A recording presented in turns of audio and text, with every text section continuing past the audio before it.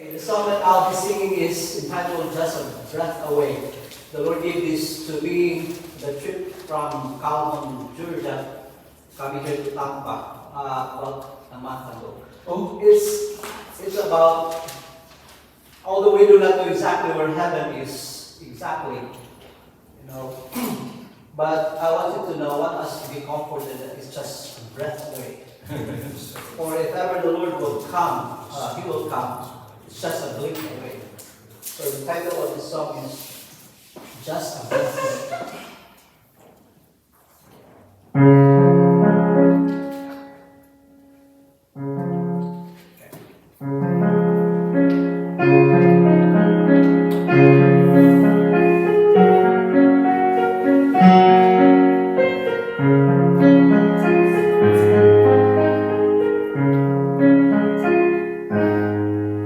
I know that forever is a deep between the galaxies. I know not where glory is. What I know is just a breath away. For one day I'll be gone from this earthly world to be with the Lord of yonder. I know not where heaven is. All I know is just a breath away. I know not what's eternity, nor glory and perfection, for sin and death have been with me. But thank God I am now free. For one day I'll be gone from this earthly world to be with the Lord of yonder.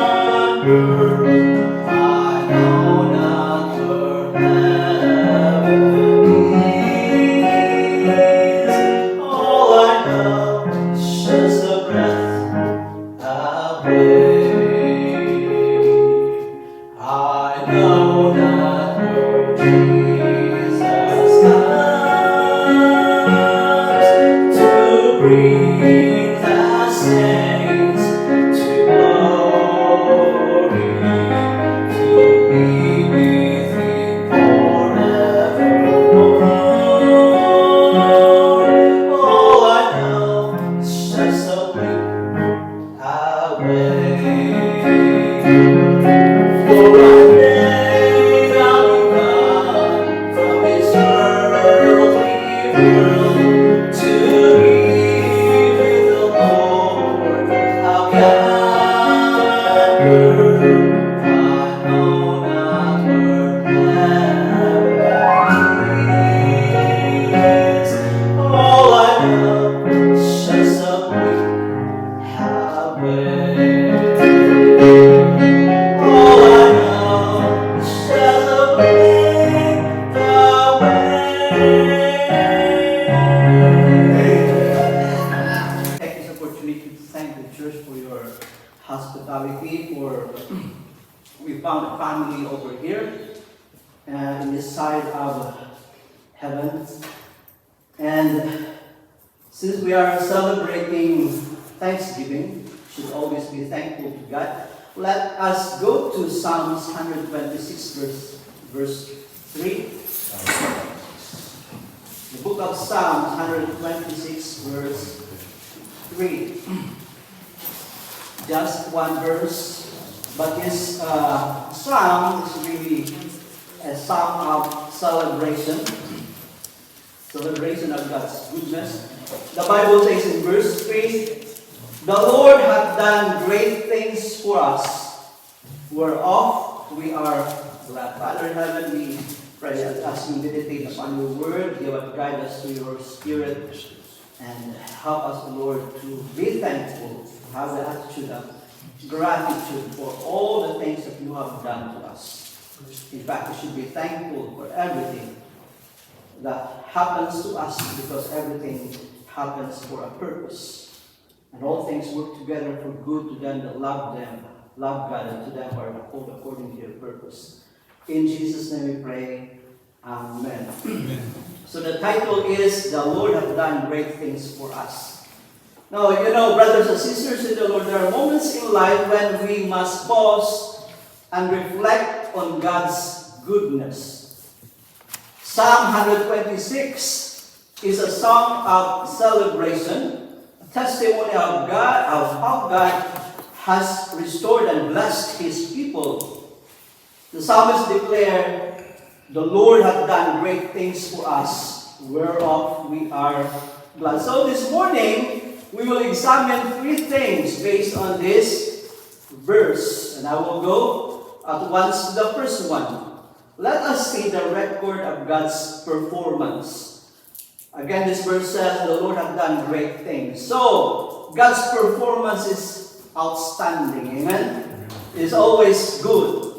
God's performance, God's work is mighty, miraculous, and marvelous. If we will look back in the Old Testament, how God demonstrated His power, we remember the parting of the Red Sea, delivering Israel from the bondage in Egypt. May I read in Exodus 14, 21 to 22. And Moses stretched out his hand over the sea, and the Lord caused the sea to back by a strong wind, by a strong east wind all that night, and made the sea dry land, and the waters were divided. And the children of Israel went into the midst of the sea upon the dry ground, and the waters were a wall unto them in their right hand and in their left. Maybe be chased by trouble, amen. It seems that you are running and then you face the Red Sea. No boats there. It seems like the end. But you know what? The Lord parted that sea, amen. And the people of God walked on dry ground. On other instance, we see Peter. Now the Lord did not part the sea, but Peter was able to walk on top of the water. So parting of the Red Sea, there's always deliverance from the Lord.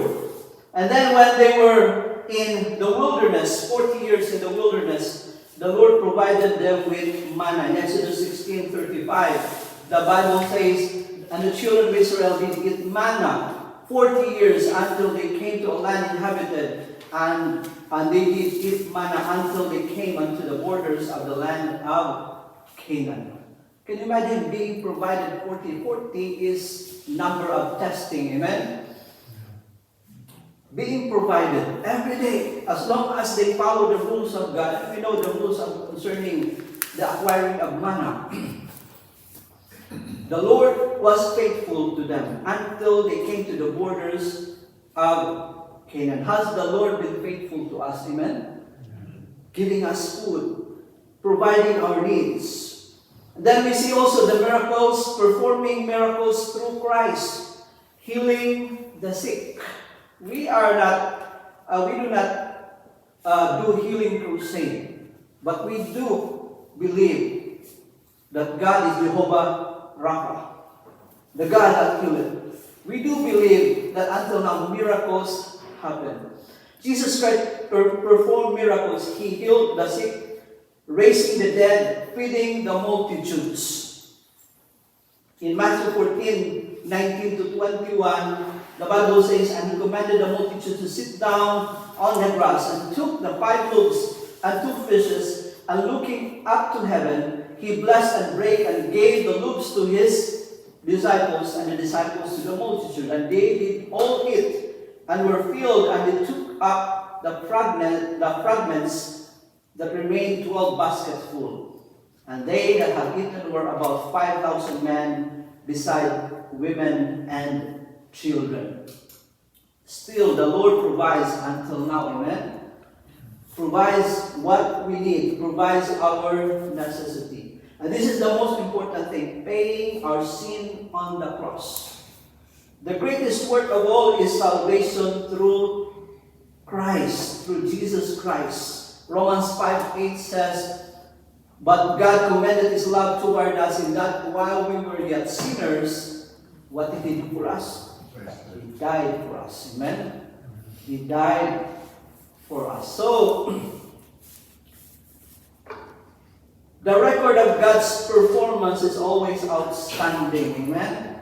All of us are recipients of the grace of God and the salvation in Him. He died while we were yet sinners. It's always perfect, powerful, and with purpose. Number 2 this morning, the recipients of God's doing. This verse also in verse 3. The Lord did great things, but it's not great things in general. Amen? He said, for us. We are the recipients of the Lord's doings, great doings. The blessings of God are personal and precious. He does not just perform great works in history, He does them for us. Amen? He does them for us. Although we know that everybody receives rain, everybody receives oxygen, everybody receives sunlight, and not everybody maybe at this time. Amen. But most of it really is for us. For us. He especially cares for humanity. Amen. I can imagine the distance between the sun and earth. If it's a little bit nearer, it will be toast. If it's a little bit farther, it will be cold here. Amen. And life will not survive. So just exactly, this earth is created for us so that humans will survive and will thrive to serve His purpose. But particularly for the children of God, many things that God does is especially for us. Now, what this means for us. In John 15 verse 16, we can see, John 15 verse 16, ye have not chosen me, but I have chosen you and ordained you that ye should go and bring forth fruit, and that your fruit shall remain. And whatsoever ye shall ask of the Father in my name, He may give it to you. First of all, we are privileged as children of God. Amen? We are privileged. God works on behalf of His children. I can show you many other verses, like in Romans 8 verse 17. This says, "And if children, then heirs, and heirs of God, and joint heirs with Christ. If so be that we suffer with Him, that we may also be glorified together." Every child of God is an heir and joint heir of Jesus Christ. 1 Peter 2 verse 9. Also the Bible says, "But ye are a chosen generation, a royal priesthood, and holy nation, a peculiar people, that ye should show forth the praises of Him that hath called you out of darkness into His marvelous light." We are a special people. Amen. If you are discouraged this morning, we should remember that you are a privileged person, being a child of God. Number 2, we are protected. His protection and provisions are over us. Let us see Psalms 91 verse 4. The Bible says in Psalms 91 verse 4,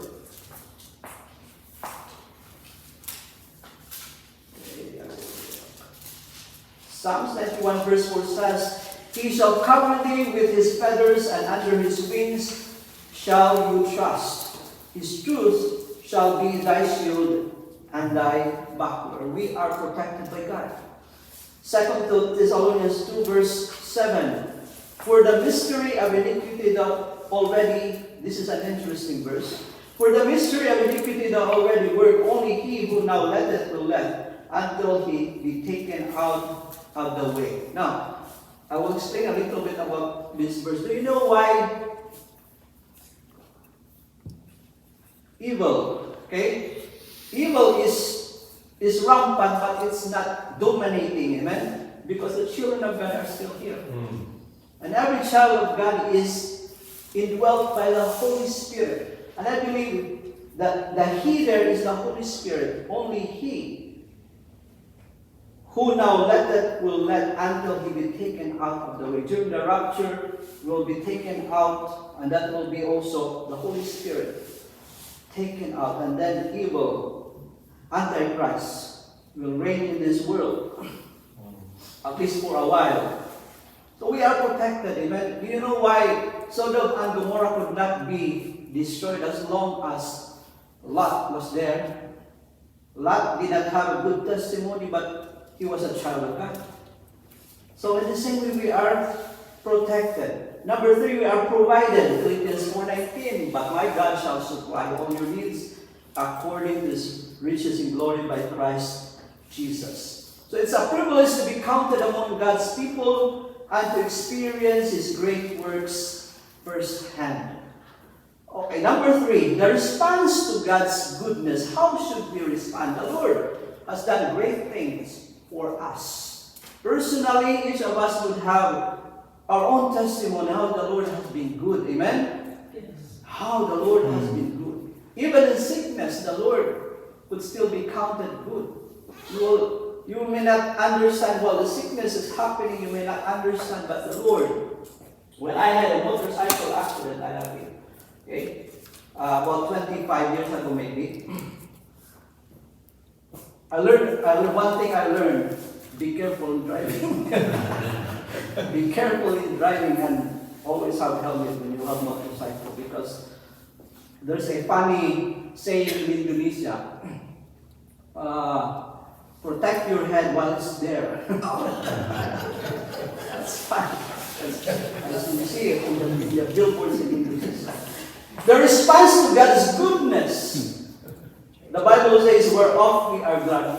Gratitude is the proper response to God's goodness. Amen? We must not take His blessings for granted, but instead give Him praise, proclamation, and perpetual gratitude. A sign that gratitude is a sign of maturity.